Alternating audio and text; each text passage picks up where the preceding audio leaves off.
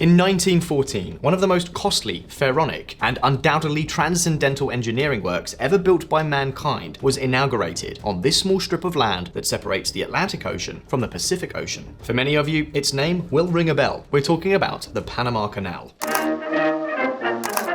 Between 1880 and 1914, thousands of workers and machines worked tirelessly in that place with one very clear objective: to excavate more than 82 kilometers of land, build a canal, and subsequently connect the Atlantic Ocean with the Pacific Ocean. Thanks to that canal, ships and vessels of all kinds could cross America from one side to another. And trust me, Visualeconomik viewers, that was a great advantage for one country in particular, the United States of America. As you can see, before the construction of the canal, US ships that wanted to sail from the West Coast in New York to the East Coast in California had to circumnavigate all of South America in a very long voyage of more than 20,000 kilometers. That's 12,427 miles. However, with the new Panama Canal, that distance was reduced to about 8,000 kilometers, less than half. As you can imagine, the construction of the canal was a real success for Uncle Sam's trade and economy, and to this day, the Panama route is still part of the most important trade routes around the world. Of course, not everything in the history of the Panama Canal was so golden.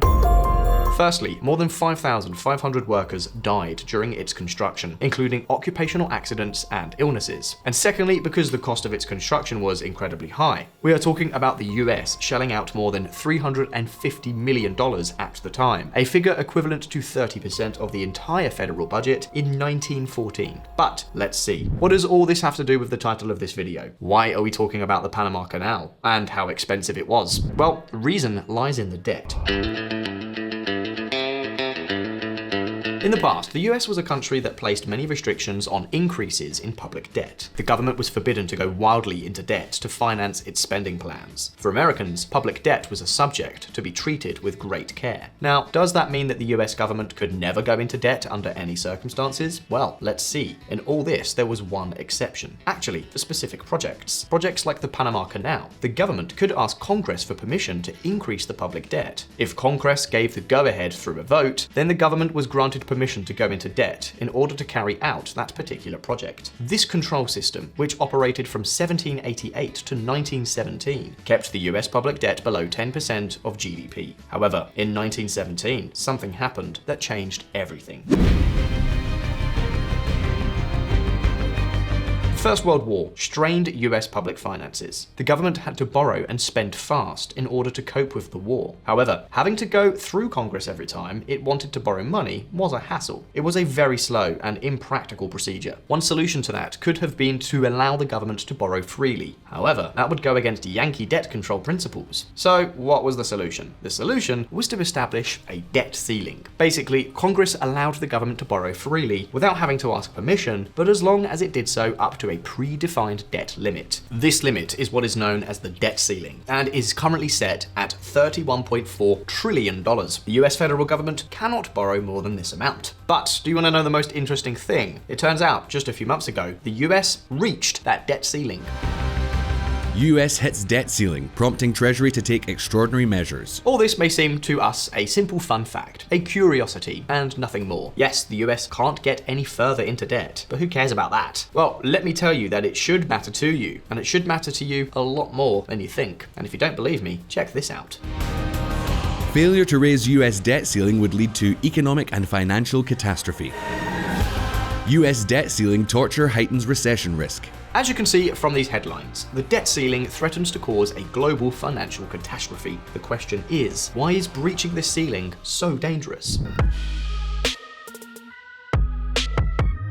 For one simple reason. The US government is so deep in debt that it simply cannot pay its debts on its own. So far, this is something it has been able to solve by borrowing to pay off old debts. In other words, borrowing new money to pay back old loans. Technically, this is known as debt rollover. So what's the problem? The problem is that because of the spending ceiling, the US can no longer borrow more. That is, it can no longer take out new loans to pay for the old ones. This means that if the debt ceiling is not extended, the US government is doomed to go bankrupt, to default on its debt. debt. And pay attention, because that's not all. On top of all this, as US spending is greater than the revenue it generates in taxes, the government will also be forced to stop paying for items such as healthcare, education, and social assistance. So they're basically looking at national chaos. However, at the international level, things could be even worse. If the US defaults on its debt, many investors, such as banks, will lose a lot of money. And this is something that is not particularly good for the banking sector at the moment. Just recently, we have seen how major banks such as Credit Suisse has been on the verge of provoking a new international financial crisis. Well, with a default on US debt, I guarantee that Credit Suisse, or what happened with Silicon Valley Bank, would be nothing more than the tip of the iceberg.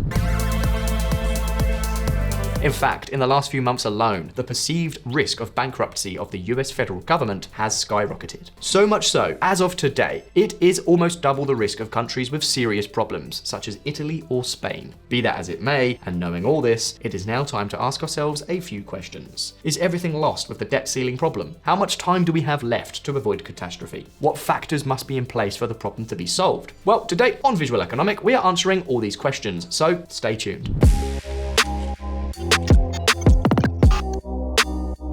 It is possible that after seeing everything we have told you, you have noticed one detail. That detail is that the debt ceiling was already reached in January 2023. However, so far nothing serious has happened. The US has not gone bankrupt yet. Well, this is because the government still has some room to hold out. That is, it still has some money at its disposal to tide it over, and at the same time, it can play some fiscal tricks to buy a little more time. To be more specific, at the end of April, the federal government still had $250 billion with which to hold on. Now, when that money runs out, that's when the bust and the financial cataclysm will come. So the question is clear. When is that money scheduled to run out? Well, take a look at this.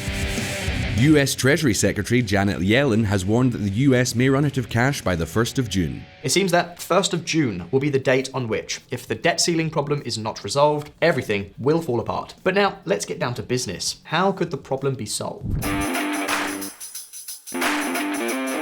Well, you see, the simplest solution is for Congress to pass a debt ceiling extension. This is something that has already happened 78 times since the 1960s, and the last one was in 2021. If the solution is as simple as raising the debt ceiling, why hasn't the problem been solved already? Well, basically for the following reasons. In order to raise the debt ceiling, the first step is for the House of Representatives to pass a new law providing for this change. After that, the Senate must ratify the law and send it to the President. And finally, the President can decide on his own whether to pass the law or block it. The House of Representatives, which is the first in charge of raising the debt ceiling, is controlled by the Republican Party. That is, basically the opposition to Joe Biden's administration. So what's the problem? The problem is that, according to the Republican Party, the government is going out of control and getting into debt with its spending policies. And if they raise the debt ceiling, that will only serve to drive the government deeper and deeper into debt. That is why the Republicans have set conditions for lifting the debt ceiling. Conditions that basically include government spending cuts of about $4.8 trillion over the next 10 years. And yes, I know what you're thinking. It seems like a reasonable proposal, extending the debt limit in exchange for reducing expenses. However, Joe Biden and the Democratic Party have found all this to be intolerable blackmail. Raising the debt ceiling is not a negotiation. It is an obligation of this country and its leaders to avoid economic chaos. Mr. Biden's press secretary. According to Biden, the Republicans should lift this spending ceiling without any conditions. From his point of view, first, we must avoid bankruptcy, and then, if necessary, negotiate budget cuts. On the other hand, Biden also argues that the debt problem is not his. According to him, if the US has debt problems now, it is because Donald Trump cut taxes on the rich a few years ago. And of course, from this perspective, cutting social spending in exchange for raising the debt ceiling would be something like compensating with money from the poor for Trump's tax cut to the richest.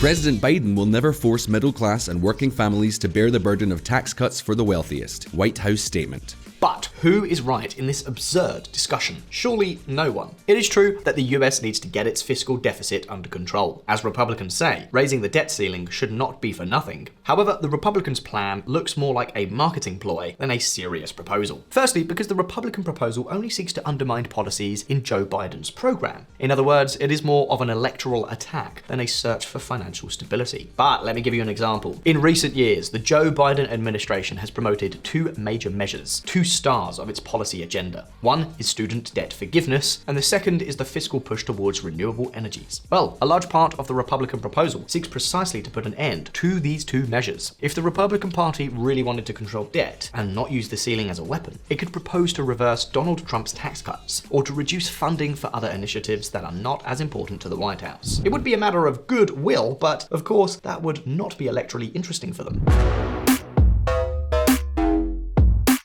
At the same time, another thing to keep in mind is that the Republican proposal is basically feast for today and famine for tomorrow. It seeks only a cut of $4.8 trillion over 10 years. That is, a cut so low that with the deficits equivalent to those of 2019, the debt limit would be reached again in only 4 years. 4 years! In other words, the Republican plan does not solve the problem, it only postpones it. What's more, some representatives of the Republican Party itself have realized that this plan is not going anywhere, and in fact, they have voted against it. While I applaud the work of my Republican colleagues to demand less spending, a troubling fact remains. This plan will increase America's debt by $16 trillion over the next 10 years. Matt Gaetz, Republican congressman. Of course, beyond the fact that the Republican plan is not serious, the Democrats do not seem to be accepting realistic solutions either. The Democrats outright refuse to negotiate, and childishly seem to expect the Republicans to raise the debt ceiling in exchange for nothing. Representative Alexandria Ocasio-Cortez, Democrat from New York, said Democrats should definitely not engage with Republicans in debt limit discussions. As you can see, the big problem with the debt ceiling is the lack of political will. But the worst thing is that this is not the first time something like this has happened. Back in 2011, the US was on the verge of bankruptcy due to exactly the same problem. In fact, the debt ceiling was lifted just 72 hours before the deadline. The US was 72 hours away from defaulting and causing a global financial meltdown. But luckily, Democrats and Republicans got their act together in time. In any case, another very important thing should be mentioned here. Even if the bankruptcy does not come, even if the bankruptcy just looms close as it did in 2011, this could still scare people and cause serious problems. For example, in 2011, the stock market plummeted 15%. The credit quality of Yankee debt lost its AAA status, and that caused a loss to public coffers in excess of $1 billion. What's more, now, unlike then, fear and uncertainty could affect the banking sector, which already has major problems. For example, many banks and money funds own government bonds. If the customers of those banks or funds are afraid that the government will fail, they may end up triggering banking panics, equal to or worse than what we saw with Silicon Valley Bank or Credit Suisse. And Visualeconomik viewers, that could be a big problem. The debt ceiling should be something the money market funds industry is worried about. Though I don't think the US will be unable to pay its bills, there might be a liquidity crunch in there. Steve Sosnick, CEO of Interactive Brokers. In short, the debt ceiling problem could come even before the estimated early June deadline, which will almost certainly end up happening. This is an urgent problem that needs to be resolved as soon as possible. The question is, what happens if the politicians do not reach an agreement, and there is an alternative if political stubbornness does not solve the problem? Well, alternatives do exist, but they are certainly not encouraging, so stay tuned. But before studying them, take a look at this graph. More than 50% of the people who are watching Visualeconomik are not subscribed to the channel. Do you like economics? Do you want to understand why some countries perform better than others? Perhaps you are interested in knowing what inflation, wealth, or the success of political or business measures depend on. Well, if you are interested in all of that, and you want to see more videos like this one, well, you know what to do. Hit that subscribe button, and now let's take a look at the possible alternative solutions to the debt ceiling problem. Patches for the parachute. If the politicians do not reach an agreement before the beginning of June, there are still 3 suggestions, rather dubious ones I'm afraid, for avoiding bankruptcy. The first of these are commemorative coins. Many countries around the world can create commemorative coins. For example, on screen you're looking at a special €2 coin issued in Andorra to commemorate COVID healthcare. Well, like Andorra, the US government can issue commemorative coins made of platinum. It can't issue normal coins, that's up to the Federal Reserve, but it can issue platinum coins. Well, one of the proposed solutions is to create one of these coins. Say it is worth $1 trillion and pay off debt with it. Technically, this would be a legal solution. The problem is that doing so would set a very bad precedent in the economy. It would be the equivalent of bypassing the division of power, because in this case, it would be up to the Federal Reserve to create money, and it would open the door for other presidents to use this technique in the future to create money in a reckless way and destroy the economy. This proposal is so controversial that the Treasury Department itself has already ruled it out completely. Janet Yellen dismisses minting $1 trillion coin to avoid default. With this solution ruled out, another solution could be to issue treasury bonds with skyrocketing interest rates and at a lower value than the real value.